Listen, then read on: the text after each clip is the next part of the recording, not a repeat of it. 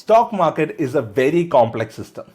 നമുക്കറിയാം മാർക്കറ്റിൽ ഏതൊരു മൂവ്മെൻറ്റ് വന്നാലും it is directly or indirectly influenced by certain events, datas or by some big players.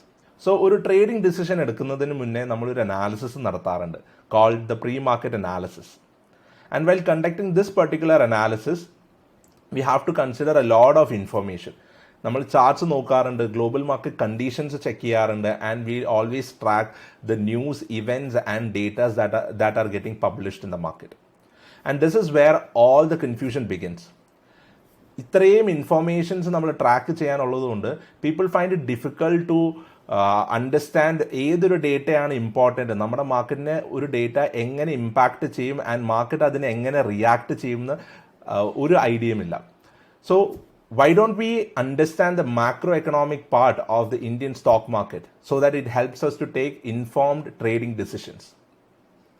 ഞാൻ എൻ്റെ പുതിയ ലേണിംഗ് സീരീസ് ലോഞ്ച് ചെയ്യാണ്, which is focusing on decoding the market straight from the trader's perspective. So welcoming you all to pre-market learning series. I am Sachin Anil and let the learning begin.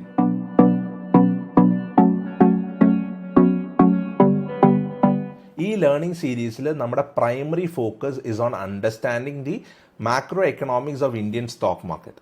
So let me just break down this entire learning series for better understanding. The first section is called the market watch list. ഈ സെക്ഷനിൽ ഞാൻ discuss ചെയ്യുന്ന കുറച്ച് key events and datas ആണ് and their relation and impact on our markets. The second part would be analysing our charts. So എങ്ങനെയാണ് ചാർട്ടിൽ pre market analysis നടത്തേണ്ടത്. Third one is global market analysis. Global മാർക്കറ്റിൽ നടക്കുന്ന ഇവൻറ്റ്സും ഡേറ്റാസും നമ്മുടെ മാർക്കറ്റിനെ എങ്ങനെ influence ചെയ്യുന്നു എന്നുള്ളതായിരിക്കും തേർഡ് സെക്ഷനിൽ ഡിസ്കസ് ചെയ്യുന്നത്. Okay, for today's video, I have taken one of the most important events, which is the RBI monetary policy. എങ്ങനെയാണ് RBI monetary policy നമ്മുടെ മാർക്കറ്റിനെ ഇമ്പാക്റ്റ് ചെയ്യുന്നത് and how our market would react to any changes that are being published in the policy. So let's discuss about it. So what is monetary policy? Monetary policy is a measure taken by the central monetary authority to control the money supply in the economy. അപ്പോൾ നമ്മുടെ നാട്ടിലെ monetary authority ആരാണ്? It is the Reserve Bank of India. So Reserve Bank of India adopt ചെയ്യുന്ന കുറച്ച് measures ആണ് for what? To control inflation and to control the money supply in the economy. So that is what monetary policy means. Now, to understand what are the policy objectives and certain terminologies, we'll have to have an idea on how our economy actually works. Okay, നമ്മുടെ എക്കോണമിയിൽ government focus ചെയ്യുന്ന ഒരു കാര്യമുള്ളൂ. They only focus on growing the economy. They only focus on the growth part. Whereas RBI to focus on the RBI has to, like, their primary focus is to achieve price stability in the market. പക്ഷേ ഇത് രണ്ടും contradictory ആണ്. എന്ന് പറഞ്ഞാൽ growth കൂടുന്തോറും price stability gets affected. Growth കുറയുമ്പോൾ നമ്മുടെ എന്താ ഇൻഫ്ലേഷൻ കുറയാൻ തുടങ്ങും. Price stability will get achieved. So we can't just focus on one thing. ഇത് രണ്ടും തമ്മിലൊരു ബാലൻസ് മെയിൻറ്റെയിൻ ചെയ്യണം. So how does these two concepts get contradictory? I will explain. So growth കൂടുന്തോറും when you are focusing on growth, the money supply in the economy increases, which means easy money in the hands of the public. അപ്പോൾ നമ്മുടെ കയ്യിൽ കൂടുതൽ കാശ് കിട്ടുമ്പോൾ നമ്മൾ എന്താ ചെയ്യുക? നമുക്ക് പർച്ചേസിങ് പവർ കൂടി, നമ്മുടെ ഡിമാൻഡ് കൂടി, നമുക്ക് കുറേ സാധനങ്ങൾ ആവശ്യമുള്ളത് വാങ്ങിക്കാനുള്ള ഓപ്പർച്യൂണിറ്റി കൂടി. നമ്മുടെ കയ്യിൽ കാശുള്ളപ്പോൾ നമ്മൾ വാങ്ങിക്കാൻ തുടങ്ങും. അപ്പോൾ the demand for the products also rise. Whereas ഇതൊരു കച്ചവടക്കാരൻ്റെ രീതിയിൽ നിന്ന് ആലോചിച്ച് നോക്കിയാലോ, ഡിമാൻഡ് ഉണ്ട്, ആൾക്കാരുടെ കയ്യിൽ പൈസയുണ്ട്. So it is an opportunity for them to make more profits. So what do they do? അവരുടെ പ്രൊഡക്ട്സിൻ്റെ കോസ്റ്റ് കൂടും. സോ സ്ലോലി ഈ ഓപ്പർച്യൂണിറ്റി അവർ ഗ്രാബ് ചെയ്യുമ്പോൾ the cost of the goods and services also increases. That in turn affects inflation. Slowly നമ്മുടെ inflation കൂടിക്കൊണ്ടിരിക്കും. അപ്പോൾ inflation കൂടുമ്പോൾ ആരാണ് ഇൻ്റർഫിയർ ചെയ്യേണ്ടത്? നമ്മുടെ RBI interferes into this matter. And what is their primary objective? Their primary objective is price stability. So ഇവർ കുറച്ച് measures use ചെയ്യും to reduce inflation. Reduce inflation എന്ന് പറഞ്ഞ് ചുമ്മാ റെഡ്യൂസ് ചെയ്യാൻ പറ്റുമോ? ഇല്ല. അവർ എങ്ങനെ റെഡ്യൂസ് ചെയ്യണം? They will have to focus on the money supply in the market. They will have to take out money from the economy and from the public so that അവരുടെ purchasing power കുറയും, demand കുറയും, so that the price of the product decreases and end result would be a decrease in inflation. പക്ഷേ ഇവിടെ എല്ലാം ഇതിന് decrease വരുമ്പോൾ automatically growth is getting affected, right? ഗ്രോത്തും കുറയാൻ തുടങ്ങും. So that is the reason why we are saying growth and price stability are contradictory to each other. അതുകൊണ്ട് RBI has to find a way to balance these both. Correct. So will learn what are the primary objectives of a policy. Monetary പോളിസിയുടെ primary objective എന്താണെന്ന് നമുക്ക് പഠിക്കാം. So focus എന്താണ്? First thing is controlling inflation. So once the inflation is in control, next step എന്താ RBI choose ചെയ്യാൻ പോകുന്നത്? they want to achieve price stability. അപ്പോൾ money supply എങ്ങനെയാണ് നമുക്ക് കൺട്രോളിൽ വെക്കാം എന്ന് ആലോചിച്ച് they'll achieve price stability. Only when the inflation is in control and price stability is achieved, they'll focus on the growth aspect. എന്നാലാണ് അവർക്ക് പ്രൊമോട്ട് ചെയ്യാൻ പറ്റുള്ളൂ ഗ്രോത്തിനെ. Okay, now you have an idea on how the economy works and what a monetary policy actually is. Now let's learn certain terms that are required to understand the monetary policy much better. Okay. അപ്പോൾ ആദ്യത്തെ monetary പോളിസിയിൽ നമ്മൾ പഠിക്കാൻ പോകുന്ന term is inflation. എന്താണ് inflation? നമ്മൾ വാങ്ങുന്ന goods and സർവീസസിൻ്റെ വിലക്കയറ്റമാണ് inflation എന്ന് പറയുന്നത്. It is the basic rate at which the cost of goods or services increases over time. ഞാൻ 2020 ഒരു പ്രൊഡക്റ്റ് 100 രൂപയ്ക്ക് വാങ്ങിച്ച പ്രൊഡക്റ്റ് നമ്മുടെ ഇൻഫ്ലേഷൻ 4.5% എന്ന് പറഞ്ഞു കഴിഞ്ഞാൽ അടുത്ത വർഷം ആകുമ്പോഴത്തേക്കും 100 രൂപയുടെ പ്രൊഡക്റ്റിന് 104 രൂപയാവും. അതിൻ്റെ അടുത്ത വർഷവും അത് 108 രൂപയാവും. അതിൻ്റെ അടുത്ത വർഷം 112 രൂപയാവും. So keeping the inflation stable, fixed ആയിട്ടിരിക്കുവാണെങ്കിൽ ഇൻഫ്ലേഷൻ കൂടിക്കൊണ്ടിരിക്കുമ്പോഴത്തേക്കും the rate at which the product price increases also increases. Okay, അപ്പോൾ നമ്മുടെ ഇൻഫ്ലേഷൻ കൂടുന്തോറും നമ്മുടെ പ്രൊഡക്ട്സിൻ്റെ അല്ലെങ്കിൽ നമ്മുടെ ഗുഡ്സിൻ്റെയും സർവീസസിൻ്റെയും കോസ്റ്റും കൂടിക്കൊണ്ടിരിക്കും. So higher the inflation rate, higher would be the cost of goods. So that is not good for the economy. Now next thing that we are going to learn is interest rates. Simple, പലിശയാണ്. ഞാൻ ഒരാളുടെ കയ്യിൽ നിന്ന് 10,000 രൂപയ്ക്ക് കടം വാങ്ങിച്ചു കഴിഞ്ഞാൽ ഞാൻ ഈ യൂസ് ചെയ്യുന്ന എമൗണ്ടിൻ്റെ മുകളിൽ ഞാൻ കൊടുക്കുന്ന എക്സ്ട്രാ പേയ്മെൻറ്റിനെയാണ് ഇൻട്രസ്റ്റ് റേറ്റ് എന്ന് പറയുന്നത്.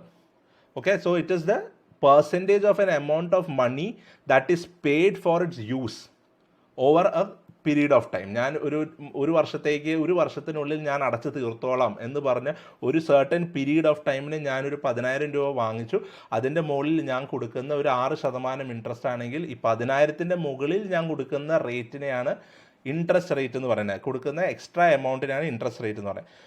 അപ്പോൾ RBIക്ക് ഇൻട്രസ്റ്റ് റേറ്റ് എന്താണ്? It is a tool that they use to control inflation.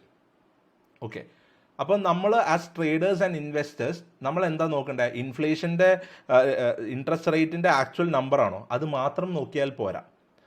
We have to check the actual numbers, compare it with the previous interest rates. Along with that RBIയുടെ stance on the interest rate hike should also be considered.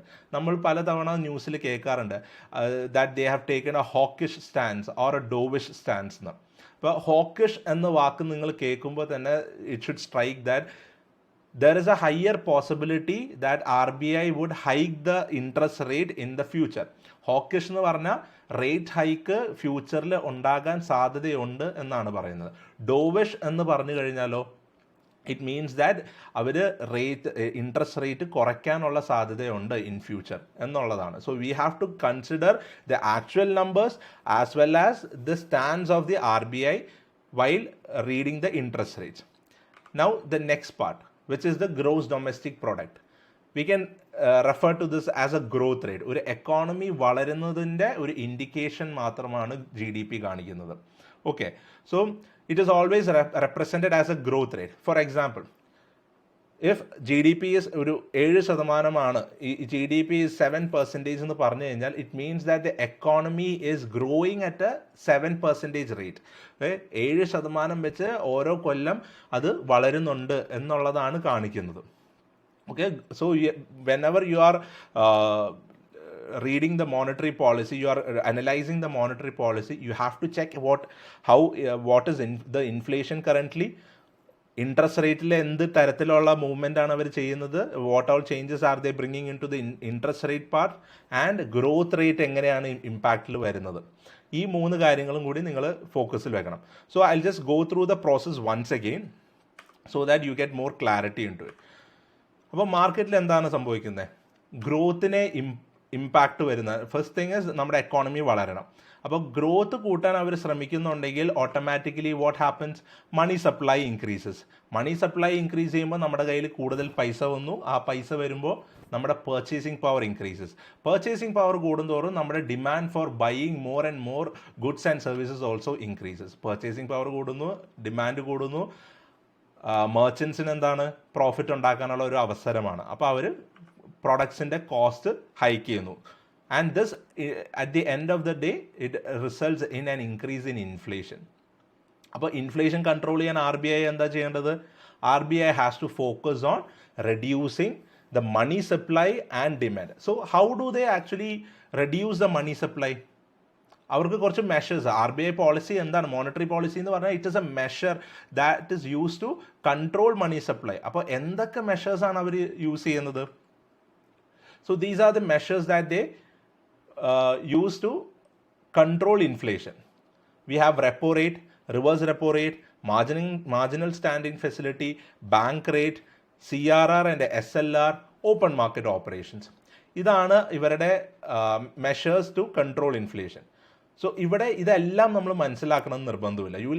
U should know a brief idea on what this is, but we are just going to focus on 2 things, which is repo rate and CRR and SLR. So first നമുക്ക് ഈ പറഞ്ഞിരിക്കുന്ന measures എന്തൊക്കെയാണെന്നൊന്ന് മനസ്സിലാക്കാം. So first thing is repo rate. Repo rate എന്ന് പറഞ്ഞാൽ സിമ്പിളായിട്ട് പറയുകയാണെങ്കിൽ it is the interest rate. Okay, RBIയുടെ കയ്യിൽ നിന്ന് നമ്മുടെ ബാങ്കുകൾ കടം വാങ്ങിച്ചിട്ട് തിരിച്ച് കൊടുക്കേണ്ട, പലിശയ്ക്ക് വാങ്ങിക്കുന്നതാണല്ലോ. അപ്പോൾ RBI പലിശയ്ക്ക് കൊടുത്തിട്ടുണ്ട്, ഒരു 6% പലിശയ്ക്ക് കൊടുത്തിട്ടുണ്ടെങ്കിൽ ബാങ്ക് തിരിച്ച് RBIക്ക് കൊടുക്കേണ്ട ഇൻട്രസ്റ്റ് റേറ്റിനെയാണ് റെപ്പോ റേറ്റ് എന്ന് പറയുന്നത്.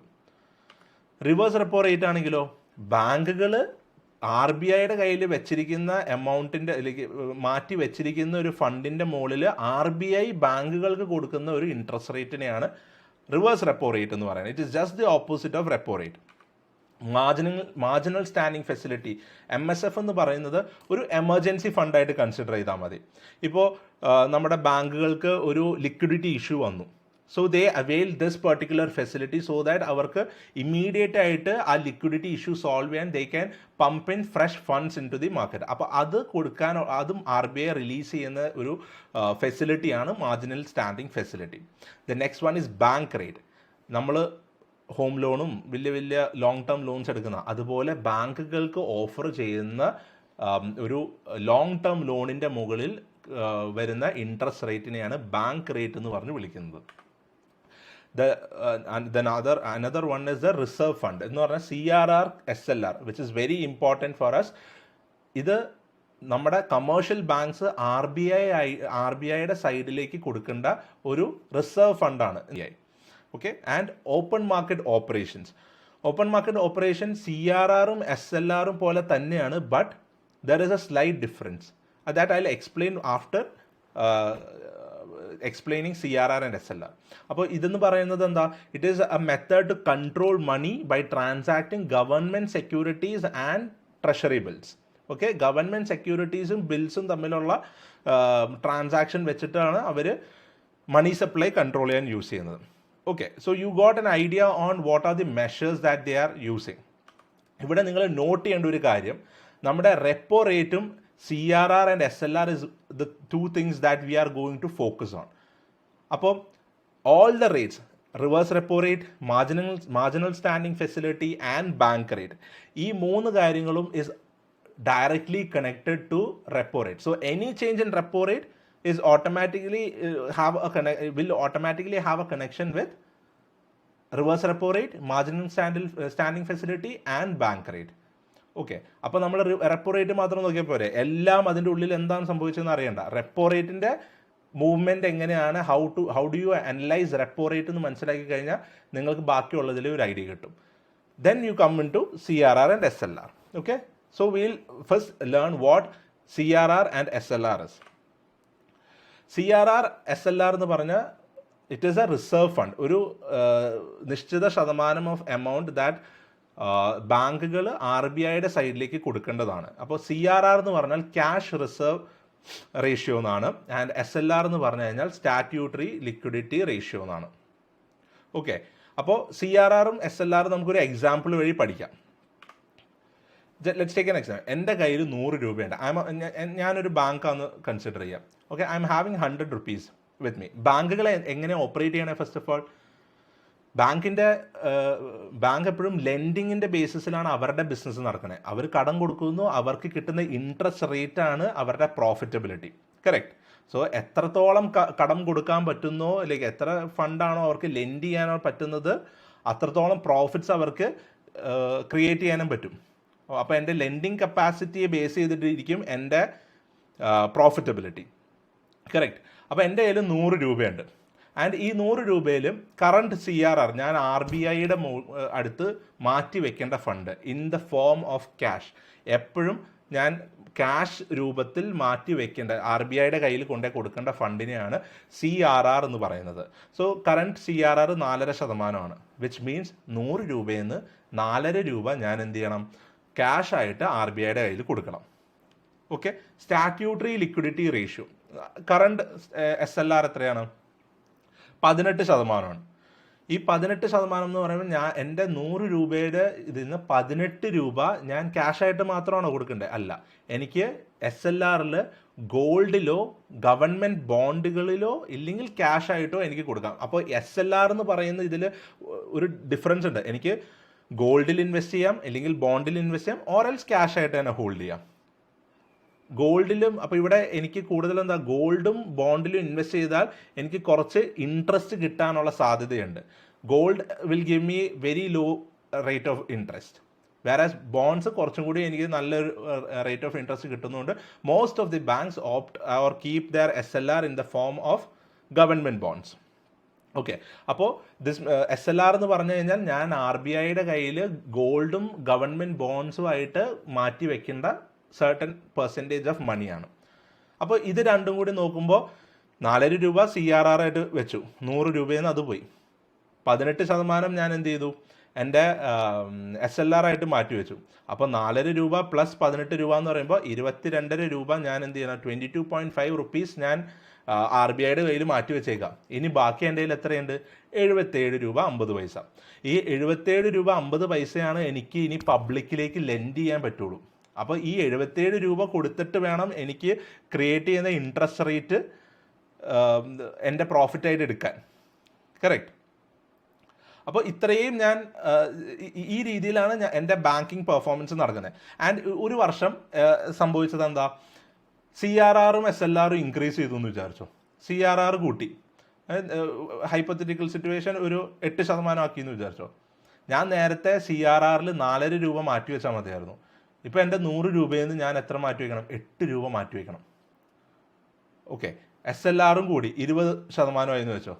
ഞാൻ നേരത്തെ 18 രൂപ മാറ്റി വയ്ക്കുന്നതിന് പകരം ഇപ്പോൾ 20%, എൻ്റെ 100 രൂപയുടെ മുകളിൽ 20% എന്ന് പറയുമ്പോൾ 20 രൂപ ഞാൻ മാറ്റി വയ്ക്കണം.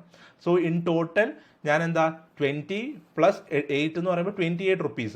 നേരത്തെ ഞാൻ എത്ര മാറ്റി വയ്ക്കേണ്ടി വന്നത്? എനിക്ക് 22 rupees മാറ്റി വെച്ചാൽ മതിയായിരുന്നു. ഇവിടെ എനിക്ക് 28 രൂപ മാറ്റി വെക്കണം. അപ്പോൾ ബാലൻസ് എത്ര എനിക്ക് എൻ്റെ കയ്യിലുണ്ട്? 72 രൂപ. നേരത്തെ 77 രൂപയ്ക്ക് എനിക്ക് ലെൻഡ് ചെയ്യാൻ പറ്റുന്നതിന് പകരം ഇപ്പം എനിക്ക് 72 രൂപയെ പബ്ലിക്കിന് കൊടുക്കാൻ പറ്റുന്നുള്ളൂ. എൻ്റെ പ്രോഫിറ്റബിലിറ്റി ഇമ്പാക്റ്റ് വന്നോ? എൻ്റെ ലെൻഡിങ് കപ്പാസിറ്റി അവിടെ 77 72 കുറഞ്ഞു. നെഗറ്റീവ് ഇമ്പാക്റ്റ് അല്ലേ അത് വരുന്നത്. അപ്പോൾ എന്താ സംഭവിച്ചത്? എനിക്ക് കിട്ടാനുള്ള പ്രോഫിറ്റ്സ് 72 രൂപ ഞാൻ വെച്ചിട്ട് 72 രൂപ വെച്ചിട്ട് ഞാൻ റിട്ടേൺസ് ഇൻട്രസ്റ്റ് കളക്ട് ചെയ്യുന്നുണ്ട്. ബട്ട് 77 വെച്ച് ഞാൻ 77 രൂപ കൊടുത്ത് കിട്ടുന്ന ഇൻട്രസ്റ്റ് അല്ല എനിക്കിപ്പോൾ കിട്ടുക. അപ്പോൾ എൻ്റെ പ്രോഫിറ്റബിലിറ്റി എഫക്റ്റ് ചെയ്തു. സോ CRRും SLRും കൂടും തോറും it is a bearish impact on our markets. അപ്പോൾ മാർക്കറ്റ് എങ്ങനെ റിയാക്ട് ചെയ്യുന്നു എന്ന് നമുക്ക് നോക്കാം. അപ്പോൾ CRRും SLRും കൂടുവാണെങ്കിൽ, so whenever CRR and SLR is increasing, what happens? Lending capacity, ബാങ്കുകളുടെ lending capacity decreases. Lending capacity കുറയുമ്പോൾ പ്രോഫിറ്റ് കിട്ടാനുള്ള പ്രോഫിറ്റ് കുറഞ്ഞു. SLRും CRRും കുറയ്ക്കുവാണെങ്കിലോ വാട്ട് ഹാപ്പൻസ്? അവരുടെ ലെൻഡിങ് കപ്പാസിറ്റി കൂടുതലാണ്, which in turn gives them good interest rates from the public, so that അവരുടെ പ്രോഫിറ്റബിലിറ്റിയും കൂടുതലാണ്. അപ്പോൾ ഇവിടെ എന്താ നമ്മൾ നോട്ട് ചെയ്യണം? നമ്മൾ വേറൊരു ഫാക്ടറും നോക്കുന്നില്ല, ഇവിടെ ബാങ്കുകൾ മാത്രമേ എഫക്റ്റ് ആവുന്നുള്ളൂ. That is the difference between repo rate and CRR and SLR. CRRും SLRും തമ്മിലുള്ള ഇമ്പാക്റ്റ് മേജറായിട്ട് ഇൻഫ്ലുവൻസ് ചെയ്യുന്നത് ബാങ്കിങ് സ്റ്റോക്സിനെ ആയിരിക്കും, ബാങ്കിങ് സെക്ടറിനെയാണ് കൂടുതൽ ഇമ്പാക്റ്റ് വരാറ്. So whenever CRR and SLR has made some difference in monetary policy, you have to focus on the banking stocks, or നിങ്ങൾ ഓപ്ഷൻ ട്രേഡേഴ്സ് ആണെങ്കിൽ ബാങ്ക് നിഫ്റ്റിയിലായിരിക്കണം നിങ്ങളുടെ ഫുൾ ഫോക്കസ് പോകേണ്ടത്. Okay, now let's learn what repo rate actually is. So that's all about CRR and SLR. ഇനി repo rate എന്താണ്? ഞാൻ നേരത്തെ പറഞ്ഞു, it is the interest rate. Normal പറയുമ്പോൾ ഇൻട്രസ്റ്റ് റേറ്റ് ആണ്. എന്താണ്? At which banks borrow money from RBI. ഞാൻ സച്ചിൻ എന്ന് പറയുന്ന ഒരു ബാങ്ക് RBIയുടെ കയ്യിൽ നിന്ന് സർട്ടൻ എമൗണ്ട് ഓഫ് ഫണ്ട് പലിശയ്ക്ക് എടുത്തു കഴിഞ്ഞിട്ട്, ഞാൻ ഈ പലിശയ്ക്ക് ഒരു 1 ലക്ഷം രൂപ RBIയുടെ കയ്യിൽ നിന്ന് എടുത്തു, ഒരു 6% പലിശയ്ക്കാണ് ഞാനിത് എടുത്തതെങ്കിൽ, ഞാൻ ഈ ഒരു 1 ലക്ഷം പബ്ലിക്കിന് ലെൻഡ് ചെയ്തിട്ട് വേണം എനിക്ക് ഈ ഇൻട്രസ്റ്റ് തിരിച്ച് പേ ചെയ്യാൻ. ഓക്കെ, സോ റെപ്പോ റേറ്റ് എന്ന് പറയുന്നത് ഒരു ഇൻട്രസ്റ്റ് റേറ്റ് ആണ്. So whenever repo rate increases, നമ്മുടെ നാട്ടിലെ എല്ലാം ലോൺസും എല്ലാം ലോണിൻ്റെയും ഇൻട്രസ്റ്റ് റേറ്റ് ഇൻക്രീസ് ചെയ്യും. ഹൗ? ഞാനിപ്പോൾ എന്തായാലും സച്ചിൻ എന്ന് പറഞ്ഞ ബാങ്ക് RBIയുടെ കയ്യിൽ നിന്ന് 6% പലിശയ്ക്കാണ് എടുത്തത്. അപ്പോൾ എനിക്ക് എന്താ വേണ്ടേ? ബാങ്കുകൾക്ക് എന്താ വേണ്ടേ? They need profits. അവരുടെ പ്രോഫിറ്റ്സ് ഇൻട്രസ്റ്റ് റേറ്റ്സിലാണ് വരുന്നത്. അപ്പം ഞാൻ ഈ 1 ലക്ഷം രൂപ കടം വാങ്ങിച്ചത് ഞാൻ എന്ത് ചെയ്തു? പബ്ലിക്കിന് ലെൻഡ് ചെയ്തു, ആൾക്കാർക്ക് ക്രെഡിറ്റ് ഒക്കെ ആയിട്ട് ഞാൻ കൊടുത്തു. അവിടെ നിന്ന് കിട്ടുന്ന ഇൻട്രസ്റ്റ് റേറ്റ്സ് എനിക്ക് പ്രോഫിറ്റബിൾ ആക്കി തരണം. അപ്പോൾ ഞാൻ എന്താ 6% ഞാൻ ഇവിടെ നിന്ന് വാങ്ങിച്ചിട്ടുണ്ടെങ്കിൽ ഇതിൻ്റെ ഇരട്ടി ഇല്ലെങ്കിൽ ഇതിനേക്കാളും കൂടുതൽ ശതമാനം ഇൻട്രസ്റ്റ് റേറ്റിൽ വേണ്ടേ പബ്ലിക്കിന് കൊടുക്കാൻ? 6% ഞാൻ ഇവിടെ നിന്ന് എടുത്തിട്ടുണ്ടെങ്കിൽ എനിക്ക് അറ്റ്ലീസ്റ്റ് ഒരു 7.5% ഞാൻ പബ്ലിക്കിന് കൊടുക്കണം. സോ ദാറ്റ് എനിക്ക് ഈ ഇൻട്രസ്റ്റ് കൊടുത്തതിന് ശേഷം ഞാൻ പ്രോഫിറ്റബിൾ ആയിരിക്കണം. അതാണ് ബാങ്ക്സ് ഫോക്കസ് ചെയ്യുന്നത്. So what happens here? ഞാൻ ഒരു പബ്ലിക്, ലൈക്ക് എക്സാമ്പിൾ എക്സ് എന്ന് പറഞ്ഞൊരു ആൾ, വേണ്ട ABC എന്ന് പറഞ്ഞ 3 പേര്, ഒരാൾ ഹോം ലോൺ എടുത്തു, ഒരാൾ വെഹിക്കിൾ ലോൺ എടുത്തു, ഒരാൾ എഡ്യൂക്കേഷൻ ലോൺ എടുത്തു. സച്ചിൻ ബാങ്ക് എന്ത് ചെയ്തു? RBIയുടെ കയ്യിൽ നിന്ന് 1 ലക്ഷം രൂപ കടം വാങ്ങിച്ചു. ഒരാൾക്ക് 25,000 കൊടുത്തു, ഒരാൾക്ക് 20,000 കൊടുത്തു, മറ്റാൾക്ക് 50,000 രൂപ വെച്ചിട്ട് ഡിവൈഡ് ചെയ്ത് കൊടുത്തു. അപ്പോൾ ഇവിടെ എന്താ സംഭവിച്ചത്? ഞാനിവിടെ 6% വാങ്ങിച്ചിട്ട് ഒരു 7.5% ഇൻട്രസ്റ്റ് റേറ്റിൽ പബ്ലിക്കിന് കൊടുത്തു. സോ ദാറ്റ് ഏതൊരു ലോണാണോ നമ്മൾ എടുക്കുന്നത് എന്ന് കൺസിഡറേഷനിലല്ല, എല്ലാം ലോണിലും ഞാൻ എന്ത് ചെയ്യും? എൻ്റെ ഈ ഒരു ഹൈക്ക് ഞാൻ കൊണ്ടുവരും. സോ ദാറ്റ് ഞാൻ പലിശയ്ക്ക് എടുത്തത് എനിക്ക് മീറ്റ് ചെയ്യാൻ പറ്റണം, എനിക്ക് പ്രോഫിറ്റബിൾ ആകുകയും വേണം, ഞാൻ കടം വാങ്ങിച്ചത് എനിക്ക് തിരിച്ച് വീട്ടാനും പറ്റണം. അതാണ് ബാങ്കുകൾ ഫോക്കസ് ചെയ്യണേ. So whenever repo rate is increase, it is bad for the entire sector. It is not just focused on banking sector, അത് ബാക്കിയുള്ള എല്ലാം സെക്ടറിനെ ഇൻഫ്ലുവൻസ് ചെയ്യും. വൈ? Will discuss. അപ്പോൾ കറണ്ട് റെപ്പോ റേറ്റ് എന്താണ്? 6.5% ആണ്. അപ്പോൾ this means that the banks have to pay 6.5% for the money borrowed. 1 lakh രൂപ കടം വാങ്ങിച്ചാൽ അതിൻ്റെ മുകളിൽ 6.5% ഇൻട്രസ്റ്റ് കൊടുക്കണം എന്നുള്ളതാണ്. അപ്പോൾ എന്താ? Banks would lend at a higher rate in order to meet their borrowed interest. അവർ പബ്ലിക്കിന് കൊടുക്കുമ്പോൾ എന്ത് ചെയ്യും? 6.5% മുകളിൽ അവരൊരു ഇൻട്രസ്റ്റ് റേറ്റ് ഫിക്സ് ചെയ്തിട്ടാണ് അവർ പബ്ലിക്കിന് കൊടുക്കാൻ പോകുന്നത്. അപ്പോൾ ഇവിടെ സഫർ ചെയ്യുന്നത് എന്താ? പബ്ലിക്. നേരത്തെ ഞാൻ ഒരു ഹോം ലോൺ എടുക്കുമ്പോൾ ഞാൻ 100 രൂപയ്ക്ക് ഒരു ഹോം ലോൺ എടുത്താൽ ഞാൻ കൊടുക്കേണ്ടത് 5 രൂപ ഇൻട്രസ്റ്റ് ആണെങ്കിൽ ഇപ്രാവശ്യം ഞാൻ ചിലപ്പോൾ കൊടുക്കേണ്ടത് 8 രൂപ ഇൻട്രസ്റ്റ് ആയിരിക്കും. അപ്പോൾ എന്താ സംഭവിക്കണേ? The cost of borrowing increases. Cost of borrowing, ഞാൻ ബോറോ ചെയ്തതിൻ്റെ മുകളിൽ ഞാൻ നേരത്തെ കൊടുക്കുന്ന ഇൻട്രസ്റ്റിനേക്കാളും ഒരു എക്സ്ട്രാ എമൗണ്ട് ഞാൻ പേ ചെയ്യേണ്ടി വരും. അപ്പോൾ ഒരു ഇൻഡിവിജ്വൽ ആയിട്ട് നോക്കുമ്പോൾ ദാറ്റ് ഈസ് ലൈക്ക് അതിൻ്റെ ഒരു ഇൻക്രീസ് ഇൻ കോസ്റ്റ് ആണ്. ഞാൻ കൂടുതൽ പലിശ കൊടുക്കുന്നുണ്ട് അതിന്. അപ്പോൾ what happens when the cost of borrowing increases? ആൾക്കാർ കടം വാങ്ങിക്കുമോ? ഇല്ല, ആൾക്കാർ കടം വാങ്ങിക്കുന്നത് കുറയ്ക്കും. വേറാസ് ഓൾറെഡി ലോൺസും കാര്യങ്ങളും ഉള്ളവരുടെ കയ്യിൽ നിന്ന് ഹയർ റേറ്റ് ഓഫ് ഇൻട്രസ്റ്റ് വരുന്നുണ്ട്, which means that RBI is just sucking out all the excess funds from the people. ആൾക്കാരുടെ കയ്യിൽ പൈസ ഉള്ളവരുടെ കയ്യിൽ നിന്ന് അല്ലെങ്കിൽ ലോൺസ് ഉള്ളവരുടെ കയ്യിൽ നിന്ന് എക്കോണമിയിൽ നിന്ന് അവർ എക്സസ് ഫണ്ട് പുറത്തേക്ക് വലിച്ചുകൊണ്ടിരിക്കുക, so that they can reduce inflation. Money supply പുറത്തേക്ക് എടുത്തുകൊണ്ടിരിക്കുമ്പോഴത്തേക്ക് എന്താ സംഭവിക്കുക? ആൾക്കാരുടെ കയ്യിൽ പൈസ ഇല്ലാത്തതുകൊണ്ട് പർച്ചേസിങ് പവർ ഇല്ലാത്തതുകൊണ്ട് ഡിമാൻഡ് ഇല്ല. അതുകൊണ്ട് എന്താ? Cost of the products remain stable. കൂട്ടുമില്ല, കുറയ്ക്കാനും പോകുന്നില്ല, it remains stable. So price stability is being achieved there. Inflation is also under control. So ആ മണി സപ്ലൈ കുറയ്ക്കാൻ വേണ്ടി അവർ യൂസ് ചെയ്യുന്നൊരു മെത്തേഡാണ് ഇൻട്രസ്റ്റ് റേറ്റിൽ ഹൈക്കും. അവർ ഹൈക്ക് ചെയ്യുന്നതും അത് കുറയ്ക്കുന്നതും ഒക്കെ മണി സപ്ലൈ കൺട്രോൾ ചെയ്യാൻ വേണ്ടിയാണ്. So how is our market going to impact? Market എങ്ങനെ റിയാക്ട് ചെയ്യുക നമ്മുടെ മണി സപ്ലൈയുടെ കേസിൽ? ഇൻക്രീസ് ഇൻ റെപ്പോ റേറ്റ് നമ്മൾ പറഞ്ഞായിരുന്നു. റെപ്പോ റേറ്റ് ഇൻക്രീസ്, ഇൻട്രസ്റ്റ് നമ്മൾ മണി സപ്ലൈ കുറയ്ക്കാൻ ശ്രമിക്കുമ്പോൾ എന്താ പറയുക? GDP വീഴും, ഗ്രോത്തിനെ എഫക്റ്റ് ചെയ്യും. ഗ്രോത്ത് റേറ്റ് കോൺട്രഡിക്ടറി ഇമ്പാക്റ്റ് ആണ് വരുന്നത്. ഗ്രോത്തിനെ അത് താഴ്ത്തോണ്ട് കൊണ്ടുവരും, which means that the market is going to fall here. Correct. അപ്പോൾ increase in repo rate impacts growth. അപ്പോൾ hence the market will fall here. ഗ്രോത്തിനെ ഇമ്പാക്ട് ചെയ്യുമ്പോൾ ഫോൾ വരും. ആൻഡ് ഒരു സെക്ടർ മാത്രമാണോ? അല്ല.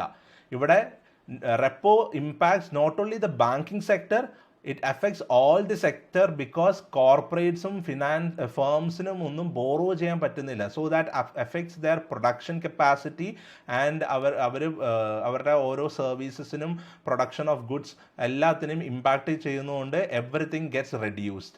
So there is no excess fund being pumped in the economy. അതുകൊണ്ട് എന്താ?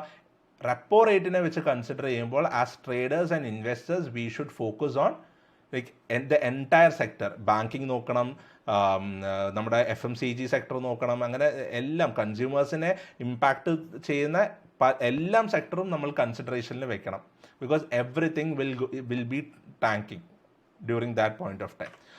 So just to conclude everything, repo rate കൂട്ടുവാണെങ്കിൽ it is a bearish signal. Markets will fall. And repo rate കുറയ്ക്കുവാണെങ്കിൽ it is a bullish signal. Markets will move up. And most of the time we see that repo rate remains unchanged ആണെങ്കിൽ as traders and investors നമ്മൾ എന്താ ചെയ്യേണ്ടത്? We should follow the current market trend. ഇപ്പോഴത്തെ market structure എങ്ങനെയാണോ ആ structure ആയിരിക്കും market follow ചെയ്യാൻ പോകുന്നതെന്ന് ഉള്ള ഒരു അപ്രോച്ചാണ് നമ്മൾ എടുക്കാൻ പോകുന്നത്. So it's basically a neutral stance there. Okay. അപ്പോൾ ഇൻ ടോട്ടൽ ഇപ്പോൾ ഒരു മോണിറ്ററി പോളിസി നിങ്ങൾ കാണുമ്പോഴത്തേക്കും നിങ്ങൾക്കറിയാം എന്തൊക്കെ കാര്യങ്ങളാണ് നിങ്ങൾ ഇവിടെ ഫോക്കസിൽ വെക്കേണ്ടത്. You need to look into inflation, you need to look into interest rates, you need to focus on the growth rate. And ഇതിൻ്റെ ഒരു സൈക്കിൾ നിങ്ങൾ പഠിച്ചതുകൊണ്ട് ഇതിൻ്റെ കോറിലേഷനും നിങ്ങൾക്ക് മനസ്സിലായി. അപ്പോൾ എങ്ങനെയാണ് മാർക്കറ്റ് റിയാക്ട് ചെയ്യാൻ പോകുന്നത്? CRR SLR കൂടുവാണെങ്കിൽ it means that the banking sector is getting affected more. So that banking സ്റ്റോക്സിനെ നമ്മൾ കൂടുതൽ ഫോക്കസിൽ വെക്കുന്നു. സെക്കൻഡ് വൺ, റെപ്പോ റേറ്റ് കൂടുവാണെങ്കിൽ the entire market is going to get impacted. അപ്പോൾ എന്താ? നമ്മൾക്ക് റെപ്പോ റേറ്റ് കൂടുവാണെങ്കിൽ it is bearish, repo rate കുറയുവാണെങ്കിൽ ഇറ്റ് ഈസ് bullish. അൺചേഞ്ച്ഡ് ആണെങ്കിൽ കറണ്ട് മാർക്കറ്റ് സ്ട്രക്ചർ എന്താണോ അതായിരിക്കും നമ്മൾ ഫോക്കസ് ചെയ്യാൻ പോകുന്നത്. I hope you guys have understood whatever we have learned in this video. ഇനി എന്തെങ്കിലും ഡൗട്ട് ഉണ്ടെങ്കിൽ please do mention that in the comment box. I'll be back with another informative video guys. Till then, bye bye.